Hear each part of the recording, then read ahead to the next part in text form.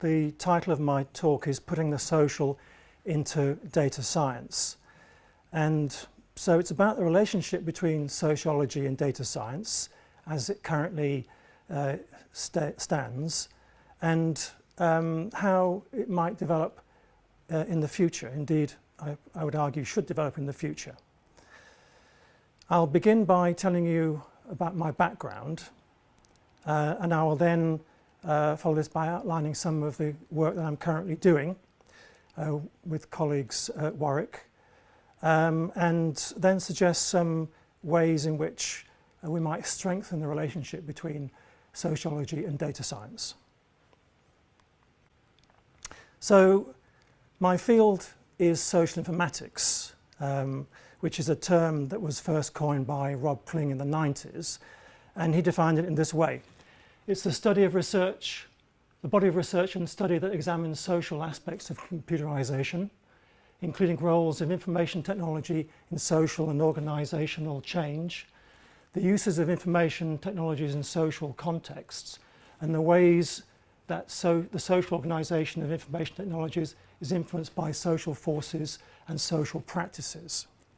So it covers a broad range of issues that reflect on the relationship between society and technology, in particular digital technologies. So social informatics, I think, can be very useful for data science in a number of ways, and indeed data science can be useful for social informatics. For me, data science is a tool for understanding how people use some of these new digital innovations like social media.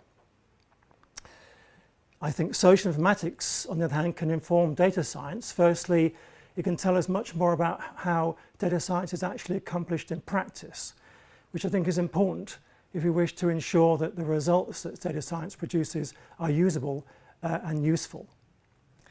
And it also can tell us a lot about how data science is being shaped by people, by organizations, and various stakeholders in this field, and perhaps understanding how that social shaping data science is moving forward, we can help to ensure that data science evolves in ways that maximize its benefits and mitigate or minimize the risks that might be entailed in using it.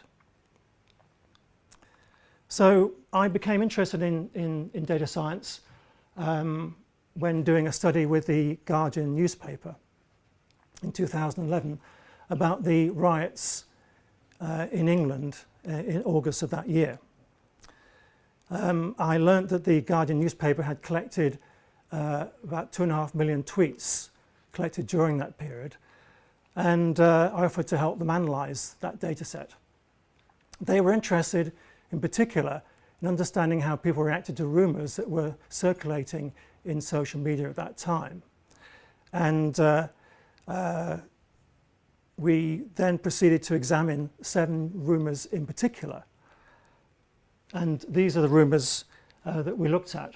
For example, that riots had attacked London Zoo and released the animals, that the London Eye had been set on fire, that rioters were attacking a children's hospital in Birmingham, that the army was being deployed in Bank, ready to quell the riots, Miss Selfridge was set on fire, and rioters cooking their own food in McDonald's.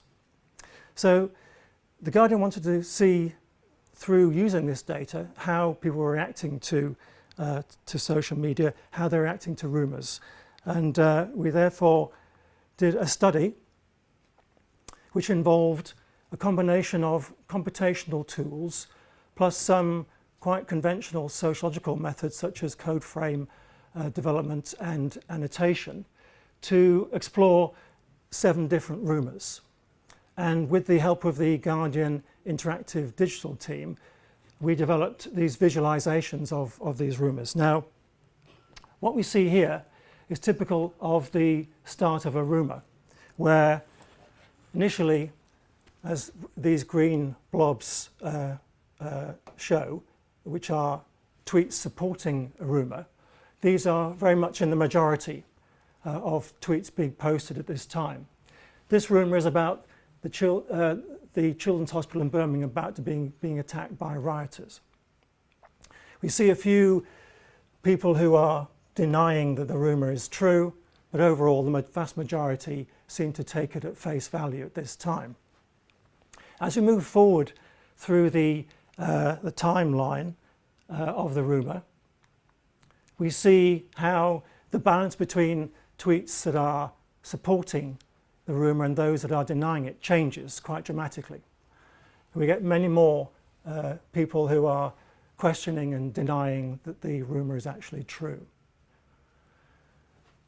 And for example, an interesting tweet during this period was that somebody tweeted that radio and chief medical officer have confirmed the Birmingham Children's Hospital was not being hit by riots. So here's an interesting piece of evidence being offered, if you like, to support the view that that the rumour was actually not true. And we find this same pattern in all the rumours that we looked at. And what we conclude from this is that rumours circulating in social media, initially they gather support, but over time, through a crowdsourcing process, a consensus is reached about whether the rumour is likely to be true or not. And I think this was an important result because during that time, several politicians were saying that social media should be closed down because rumours will spread like wildfire and people will be misled and may make decisions that will put themselves at risk. I think our results showed that in fact rumour is not necessarily more vulnerable than other forms of communication to rumour. There is a self-correcting mechanism which helps to expose what the underlying truth of a particular event may happen to be. So that began my interest in data science and indeed social data science. So I will give some examples, first of all, of some social data science research that I'm currently doing. I then want to focus on the topic of human data interaction, which is about how people work with data, particularly large data sets, and use data science tools to explore and extract meaning from that data. And finally, some thoughts about how we can put the social into data science more strongly, which I will argue will benefit both sociology and data science equally. So here is a brief overview of some of the current work that I'm doing in social data science. There is the theme project, which is continuing the work on rumours and which involves Maria Leocata and others. The digital wildfire project, which is examining how people sometimes start viral flows. And sometimes these viral flows are of a rather unpleasant nature. They might be inflammatory, discriminatory, for example, sexist, racist, homophobic, and so forth. And they can cause harm to people who may feel they're being singled out or attacked by virtue of their lifestyle choices, for example. In that project, we're looking at how governance of social media and people's conduct on social media can be improved, for example, by the use of what we call counter-speech, that is to say, by challenging people who post discriminatory content. The Radio 5 Hit List is a show that's been broadcast weekly on BBC Radio 5 Live, and it's based around a top 40 list of stories that have been shared on social media by people in the UK. Now, because the BBC wants to focus on UK stories, we have developed machine learning techniques to geotag content at the country level in real time to make sure that we are using content that's relevant for the purposes of the show. The next image here is meant to reflect the use of various kinds of social data as social sensors, and is exploring how we can use that to be able to better anticipate some kinds of natural hazards better to anticipate than we would be able to do if we just used more conventional physical sensors alone. And finally, we're just about to begin a knowledge transfer project with a company called Metafused, who deliver marketing insights by using machine learning to extract information from social data. So let's go back to Rumours, and here we see some images posted during Hurricane Sandy, which illustrate to varying degrees how difficult it may sometimes be to be able to distinguish rumours that may turn out to be true and rumours that are patently false. One or two of these images may look as if they've been photoshopped, may be fairly easy to detect, but some of the other ones is not so clear. So it is, I think, unquestionable that we need tools to help to be able to identify rumours that are true and rumours that are false. And that is the objective of the theme project, to develop machine learning methods which can analyse large quantities of social media and can, through that analysis, through the use of machine learning, can help to predict whether a rumour is likely to be true or not, to verify the status of that rumour. We define a rumour as a circulating story of questionable veracity, which is apparently credible but hard to verify and produces sufficient scepticism and/or anxiety. To do this, we've collected data sets of diverse sets of rumour stories, and we have then annotated them for linguistic and interactional patterns, and then use these data sets to train various kinds of machine learning techniques and compared which ones perform the better.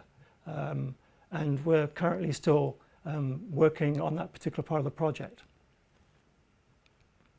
These images, by the way, are from the riots data set again, showing images that were posted to help convince people that tigers were roaming the streets of London and that the army was being deployed by the River Thames, both of which of course turned out to be false. So let's look at this in a little bit more detail. So here is what we call a conversational thread. And this is one of the innovations that we've introduced in this project.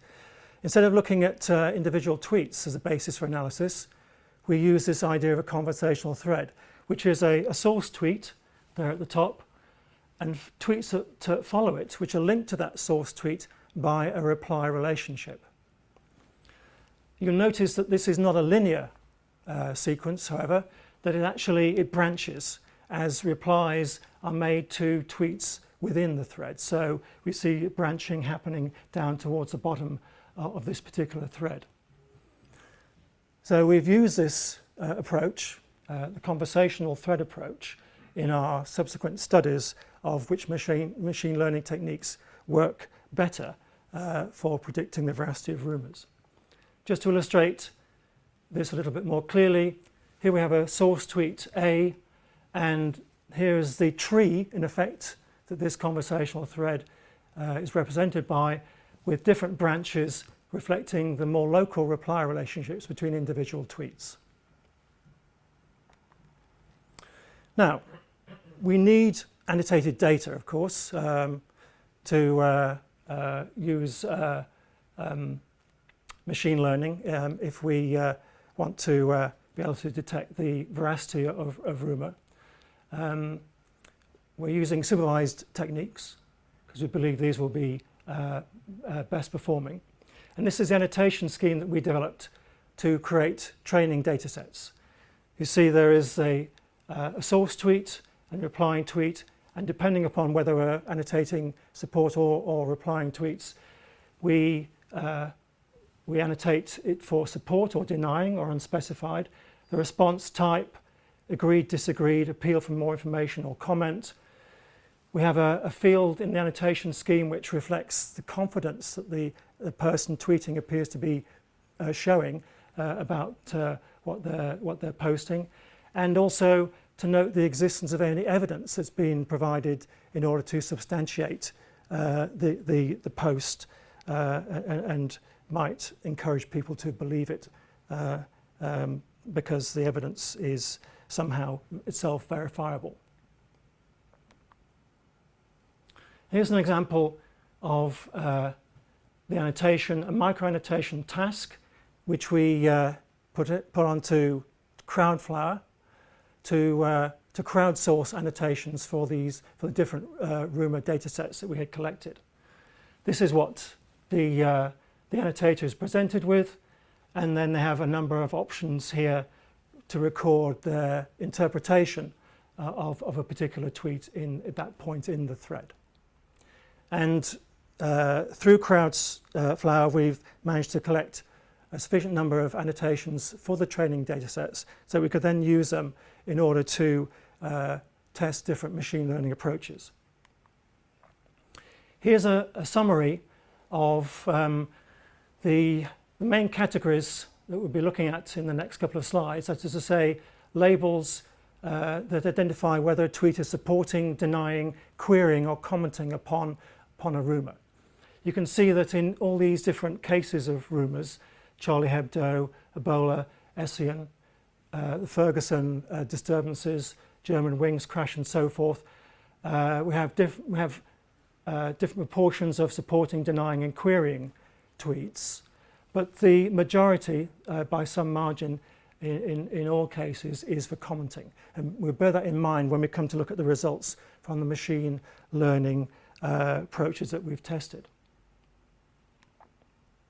So here's results that we've obtained from training a number of different machine learning methods on these data sets. So we have two graphs here. One is micro-f by depth, and the other one is macro-f by depth. And what we mean by micro-f is the accuracy of the method without weighting the proportions of the different categories, the different classes. Now, I said that comments were by far the majority class. So in macro F1, we decided we would see if the results are change in any way if we equally weight the different classes. And so we get, using that equal weighting, we get somewhat different results in terms of performance. What we see, I think, in both cases, though, is that what we call linear or tree CRF tends to work better, especially as we go down more deeply into the particular thread. Now, conditional random fields is a technique which doesn't take an individual tweet as the features of an individual tweet in order to learn the label, but takes that tweet plus the labels on the preceding tweets. So it takes into account the labels in preceding tweets. In the case of linear CRF, we're taking the tweets in a particular branch, the preceding tweets in a particular branch, as the units of input to the classifier. In tree CRF, we take the whole tree as an input to the classifier. And you can see that tree CRF seems to work somewhat better than linear CRF, suggesting that using the whole tree as the input for training the classifier is a better approach. So we feel that overall the results so far motivate the use of conversational threads, relationships between tweets, as a way of training machine classifiers, and that also this approach could be applied more widely to a range of different NLP classification tasks. Let me turn now to social sensing and the idea that social media can provide much denser geographical coverage of hazards compared to physical sensor networks. And by documenting personal observations and experiences, we can also record the impact that hazards have on individuals and on the environment. So this seems a particularly interesting way of being able to anticipate and manage natural hazards. And this next project explores that idea. We're looking at flooding, and looking at images posted on Flickr and the tags that were associated with them. So on the left you see an image that might be represent just a normal image of a river under normal circumstances, and over on the right we see an image which reflects the effects of flooding. So when we look at Flickr, we can identify images with different tags which reflect different states of these environments, and we're using these images to see if we can predict more precisely the onset and magnitude of flood events.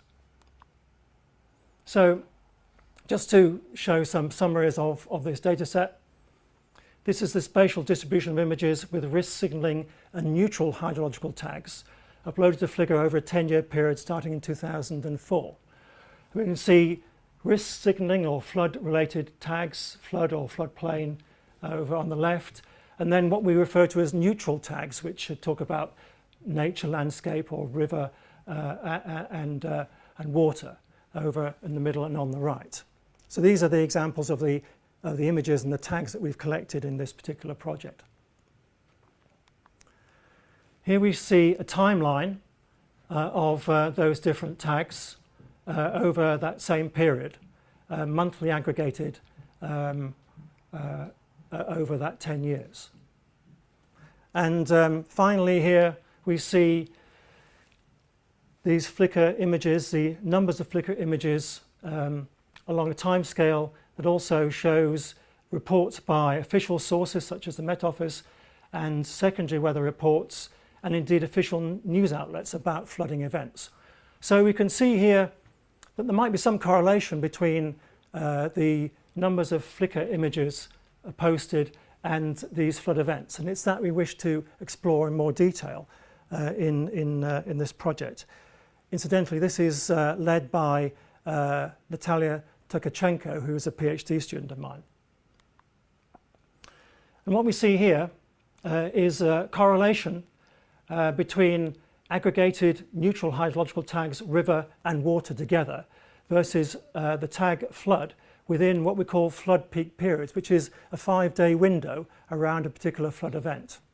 And what we can see is that as we look at the magnitude of the event measured by the number of uploads of images along this axis, ranging from 10 to 50 to 100 to 125, the correlation gets stronger between these two types of tags. And this leads us to imagine, therefore, that these neutral hydrological tags can serve as a possible sensor for forthcoming flood events. We note that the peak correlation occurs about a day before the actual flood event. So the next step here is to use Flickr data as an additional input into hydrological models that use physical sensor data and see if we can better predict the onset and magnitude and duration of flood events. Okay, so turning now to human data interaction. How do people work with data? How do they interpret and understand what complex machine learning algorithms produce and what decisions they may then make using these data sources? We've been looking at this in the context of the theme project, which is developing a dashboard for journalists to use to help them decide whether stories they find posted in social media are likely to be true or not. So here's an example of the dashboard, one version of the dashboard, which shows different sources that people may consult when they're examining particular stories. To understand what the requirements are for a dashboard that's going to help journalists interpret social media stories and decide on their veracity, we've turned to a tool known as ethnography, which is the immersive study of work practices. So we can see exactly how work is done under current situations with current technologies, and begin to anticipate what the requirements would be for some new technology in that particular work practice. We note that user-generated content is becoming particularly important in journalistic work, but it presents major challenges for the reasons that I'm sure you'll guess, because it's not all reliable. And therefore it has to be explored and tested, if you like, before journalists can be sure that they can use it to write a story. Using ethnographic practices, we have explored how this is currently done and use that to then determine some possible requirements for the dashboard that will use machine learning to present predicted veracities of these same stories. So user-generated content is used in a number of different ways: resources for leads and identifications of stories, as sources for content and also to facilitate the verification of content, and in their own right as a vehicle for publishing news. Journalists are increasingly working in a 24-hour news cycle, and they are finding that they face competition from new kinds of news media players. And therefore there's greater and greater pressure to get stories out quickly, to use social media.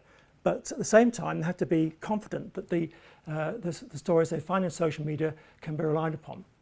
It's one thing to tweet about, say, some cricket players' performance in tests, as we find here. It's quite another to tweet that the Queen has died because you read it on a BBC website. And of course, anybody picking up that story would need to know if that really can be relied upon. So through this ethnographic work, we've explored what journalistic work actually involves. And this summarizes how the process of checking stories and working them up is quite complex, and verification is part of that process from start to the finish. So whilst you may think that the journalistic workflow, if represented in this way, might prioritize checking of verifying leads at the beginning and perhaps at these stages, what we actually find is that verification takes place throughout the whole process. It's never completed until the story is published. And so what we learn from this is verification tools, the machine learning algorithms, and the way that data they produce is then displayed, needs to support the ongoing character of verification if it's going to be really useful. Finally, I want to just briefly talk about ways forward for putting the social into data science. You've probably all heard about the story of Google flu trends, which exposed some problems with assuming that using new sources of data we can predict more accurately certain phenomena like the spread of flu. Google flu trends, using Google Trends data, over-predicted the spread of flu in 2013. And a number of lessons, I think, can be learned from that, which reflect on social data science more generally, and we need to take them into serious consideration. Laser et al. Analysed this problem with Google flu trends, and they concluded that they're not limited to Google flu trends, that research on whether search or social media can predict X has become commonplace and is often put in sharp contrast with traditional methods and hypotheses in sociology. Although these studies have shown the value of these data, we are far from a place where they can supplant more traditional methods and theories. So this, I think, reminds us that there are many important challenges for doing social data science in a way which can actually lead to relevant sociological insights. First of all, making sure that we're sampling all content that can be useful for our purposes. Data wrangling and curation, which means turning data sets into researchable data objects. Interpretation, how do we assign meaning to data that is generated through the course of people's everyday activities, accounting for spurious correlations and the generative effects, because social media platforms tend to shape what people see and also sometimes how they then respond. Trusting algorithms, which means being able to get to the bottom of what a complex algorithm actually does, so we can see how the result comes from the data. This is important for verification and repeatability. And of course, we need to build an interdisciplinary culture with social scientists and data scientists working together. And finally, ethics. Can we follow the gold standard of ethics in social sciences, which means giving participants informed consent over the uses of their data? That looks particularly challenging. So just to conclude then, I would say make the following observations and recommendations, if you like. We need to study more closely how data science is done so that we can learn from that and factor that into the way we develop tools that data scientists will use. This will help to ensure robustness and reliability of the results. We also need to understand more about how that the results are then used by various people, how they become credible when used in policy making, for example. And finally, a question, I think, which I'd like to pose is, as we seem to be entering what people call a post-truth world, where, for example, people claim that the voters' behavior in the US presidential election was influenced by fake news stories that were propagated in Facebook, that people, because they now tend to consume more of their news through social media than traditional outlets, and because these social media sources tend to be selective in the kind of news they present, are we creating filter bubbles or echo chambers that restrict people's access to a more diverse set of sources? And what can we then do about it? And the very last slide. We've often heard in the past few months about experts being wrong, that somehow experts are not to be trusted. How can we as data scientists who claim to be able to produce results that can inform people, that should be used in decision making, in policy making, how can we counter what seems to be a tide of opinion that is less willing to take experts and hence the tools they use seriously? What ways can we address what seems to be a growing skepticism about the whole enterprise of trying to understand society scientifically? Thank you.